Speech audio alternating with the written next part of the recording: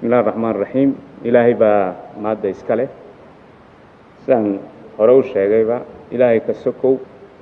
مداح ديني أيام مادة إسكالي نقول ديري قليي نقول جيهيي إنان هاوشان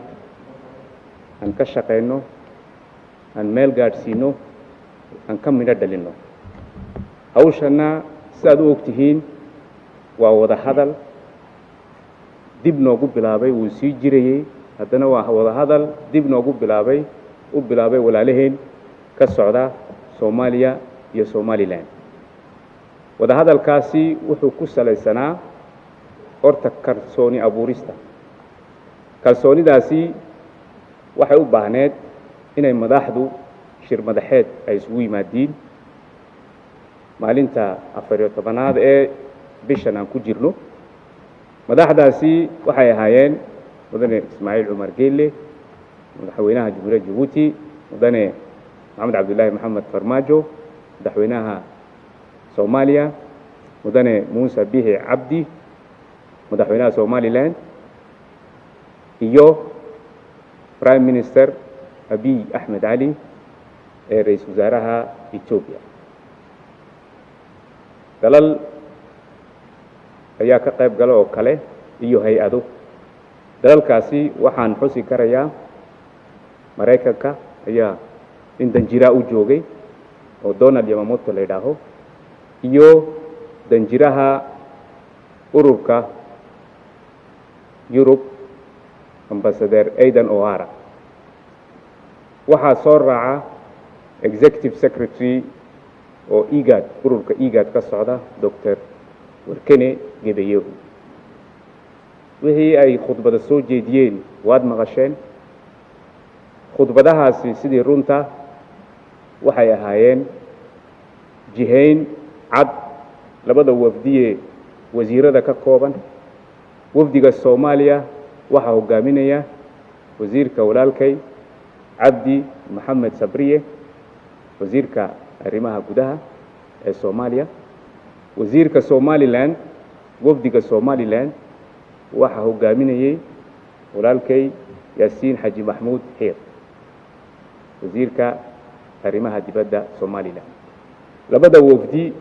wasiiro kale way ka kooban yihiin wasiirka maaliyadda wasiirka ganacsiga xagan sidoo kale wasiirada maxaan ku dhahay arrimaha gudaha wasiiradana waa xaggan kalena wasiirada ganacsiga wasiiro kalena oo petroolka dastuurka waxaad ogaatiin wafdi labada wafdi waa heer sare iyo level sare weeyaan waxa looga jeedayna wada hadalkan dib u soo noqday inuu noqdo ku dhab ah ku midad laga dhalinayo ku isku soo dhaweynaya Somaliland iyo Soomaaliya kolka waxa noo qorshaysanaa shan qodob shanta qodob ayaa ku jira maanta minuteskan aan kala seexanay qodobka ugu horeeya waxa weeyaan sidaan shirarkeeni mustaqbalka sida quruxsan oo habaysan oo de hadafku uu ka yahay wada hadal maahine wada hadal mira keenaya taas waxa ingiriiska lagu yiraahdo code of conduct qodobka labaad waxa weeyaan sidee baan kalsoonidii dib u dhisnaabay ahayd confidence building qodobka saddexaad dhowr arrimood oo Soomaaliya iyo Somaliland ay ku heshiiyeen shirar hore oo hirgelintoodii ay wax ka dhiman yihiin ama lagu dhaqaaqin ayay ahaayeen waxa kamida halka maalgelinta dhaqaale gargaarada maaragtay insaaniga sidee baan guddiyaal u soo saarnaayo wixii ay Soomaaliya ay lahayd Somaliland iyo Soomaaliya sidee baan u wada wadaagnaayo aan dadweynaheeni u gaarsiinaa maalgelinta dhaqaale iyo deeqda laga helayo dibadda guddi baan u saarnay guddigaasi wuxuu shiri doonaa 15 cisho kadib Djibouti ku shiri doonaa guddi labaadoo samada air traffiga maamulkeegii u fiirsan doona ka shaqayn doonana waan soo saarnay 15 cisho kadib ayuu Jabuuti ku shiri doonaa guddi saddexaad oo ku lug leh ama ka shaqayn doona nabad sugidda ayaa isagana la qorsheeyay saddexdaa guddi 15 cisho kadib waxay ku kulmi doonaan Jabuuti waxaan ku magac siinay technical committees subcommittees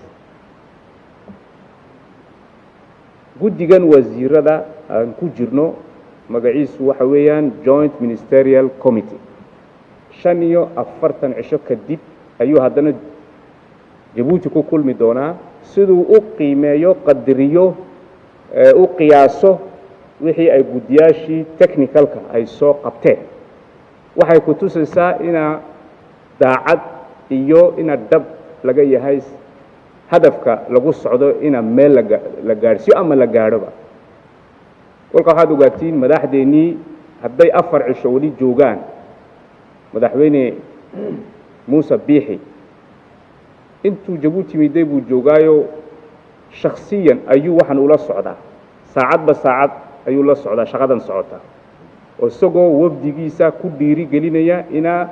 hore loo socdo kalsoonidii la abuuro oo shaqadii ay noqoto shaqo hadaf leh oo macno leh oo qaaya leh oo damidho leh sidaasoo kale prime minister Xasan Cali Khayre madaxweynihiisii uu la socday uu ka hadhay hotelkan buu ku jira isaguna tallaabo ayuu ula socdaa shaqadan qabsoomaysa ee qabsoomata sidii runta shirkan Jabuuti ku qabsoomay inuu ka duwan yahay shirarkii kale ayaan qabnaa waayo waxaad ogaatiin haddii aan anagu Soomaali nahay shisheeyuhu meesha boogtu ku taalo bilow wuu arki karaya haddana dawadeedii uu ku raagaan u malayno uu garan waaye Jabuuti waxay la tahay annagoo qadarinayna ixtiraamayna madax bannaanida Somaliland iyo Soomaaliya waxaan leenahay Jabuuti oo walaalka weeyaan walaalihiin weeyaan iyaga garanaya siday niigu garab galaan hadafkan aad ku socotiin madaxweyne Ismaaciil Cumar Geelle kolkuu ogolaaday inuu haddana initiative kan inuu hormood u noqdo hoggaam u noqdo shucuurka buu qabay dareenka buu qabay wuxuuna goostay inuuna ka hadhin arrintan inuu ku garab galo walaalihii madaxdii Somaliland iyo Soomaaliya siday hadafka ay ku socdaan ay u gaadhaan isagoo isgarab taagan anoo hadalka ku dheeraanayn waxaan jeclaan lahaa inaan walaalahayna hadalka siiyo iyakuna ay cabiriyaan shucuurtoodii iyo waxay dareensan yihiin dabadeedna su'aaladii 2-3 su'aal ayaan niga qaadaynaa waan ka jawaabaynaa insha Allah aad baad u mahadsantihiin